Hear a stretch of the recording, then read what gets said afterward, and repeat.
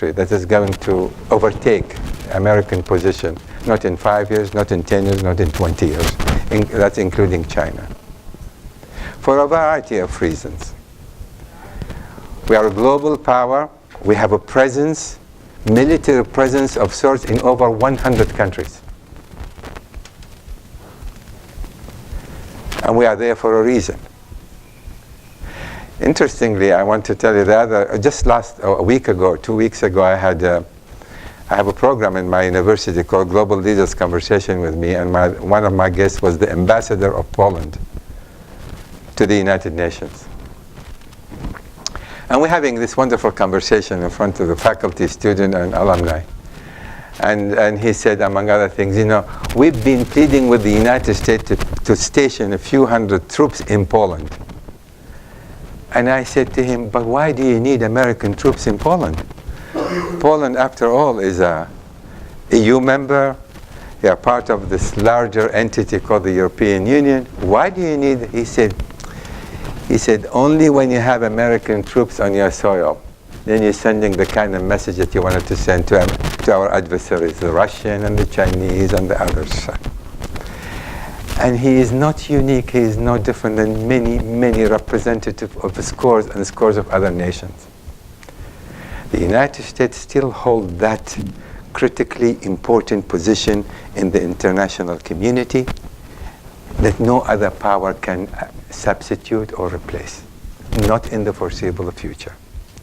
But there's a reason why I mentioned this to you. Because of that, and because of our influence, globally speaking, can we in fact afford to focus our energies and resources on wars that in fact have not real consequences to us? That is, we cannot possibly, as the United States, as it stands today, spend that kind of money and energy and resources on counterterrorism, for that matter. Yes, we have to have special forces to deal with terror. We have to deal with Al-Qaeda. We have to deal with Al-Qaeda in Yemen. We have to deal with other extremist groups and terrorist groups in many different places. But dealing even with terror 9 years later after 9/11, it cannot be the preoccupation of the United States because what America stands for. What we have done in the last 9 years, if America's stars dimmed a bit, it is because we have created a vacuum on the international scene. A vacuum that has been, some powers have been trying to exploit, and to some extent successfully. A vacuum that our competitors like Russia and China are trying to fill. A vacuum that some of our enemies like Iran trying to fill. And a vacuum that our friends try to fill like Turkey and other countries. That is, by our excessive focus and bordering almost on paranoia in trying to deal with international terrorism, which the scale of which, it's quite limited. No matter how many attempts were made. In terms of the magnitude of what can happen. After all, no major attack on the United States has taken place since 9/11. I mean, this is just a fact. So we need to sort of scale down and look at ourselves and begin to assess it somewhat differently. Can the United States be so preoccupied with terrorism and the counterterrorism activities at the expense of neglecting so many other things, so many other conflicts that need to have far better, far more attention that we have paid so far? This is the concern I have. So it is not just a question of what sort of intelligence do we need or can we gather in order for us to win a war here and a war there. If there is a clarity of mission, if there is a clarity of understanding of what we can or cannot do, and if we are honest with the American public and tell them the truth, then perhaps I dare to say to you, the sky is the limit. The America can do a great deal more than we have done. But we cannot squander these resources under a false banner that is no longer relevant. to our national security, and certainly to the security of our allies, for that matter, because they need us to pay more attention to their problems and their and issues. And we don't have that kind of resource left because our preoccupation elsewhere. So time has come, and I hope to God that the President of the United States, and then as they make this assessment, come to the conclusion. The decision has made to send 30,000 more troops about a year and a half. They are there. Now we have 100,000 men and women serving in Afghanistan. A strategy will have to be now developed so that we begin to draw down these troops, but without announcing. That is a military strategy, a disengagement of any sort. This is not something for the whole world to know, certainly not for the Talibanis to know, and for our enemies to know.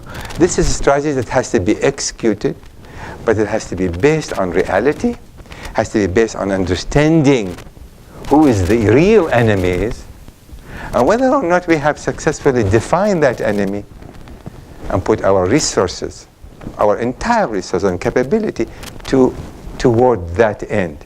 Only then the United States will be able to extract itself, I believe, from Afghanistan in a manner that it is consistent with our standing in the international community, and in fact our moral obligation to do what is necessary. Because in the final analysis, I must say, America has lost a great deal of its moral authority to lead because of Iraq and Afghanistan, and because what happened in the last 7, 8, 9, 10, almost 10 years. We have to restore that moral authority to lead. And we cannot restore it unless we have a clear vision of where we want to go. Thank you very much. I don't know if we have time. I'm happy to take a few questions. Yes, sir. Okay, I understand that you said sort of kill and capture strategy being undertaken, particularly by the special forces, is not got that. So within that, you said that human intelligence is lacking, and yet we see these drone strikes happening, and presumably these are targeted based on intelligence. Am I to understand that this is coming only from the ISI, playing some sort of a double game, or what? It's both. It is coming in part from the ISI when it serves their interest, and it's coming from other sources that we have, the intelligence asset that we have. But when you look at the numbers of people that have been targeted, which is in the dozens, maybe 25 or 30. I think the last number I heard about 33 or 34, compared to the insurgency movement, the Taliban insurgency as a movement, is completely insignificant. So you can make the argument, in doing so we can demoralize the movement, and we'll force them to come to the table. That logic does not work in Afghanistan. It may work with different countries, with different orientation, with different culture, but it does not work with the Afghani people. And we should know this. Anybody who spent any time in Afghanistan will tell you this is not how they think. This is not how they function. So it's not going to work. So what you have to do, instead of trying to decapitate this leadership, send them a clear message through a variety of channels, including, in fact, in particular the Pakistani, who can tell them openly and clearly, listen, there's an opportunity to negotiate a settlement.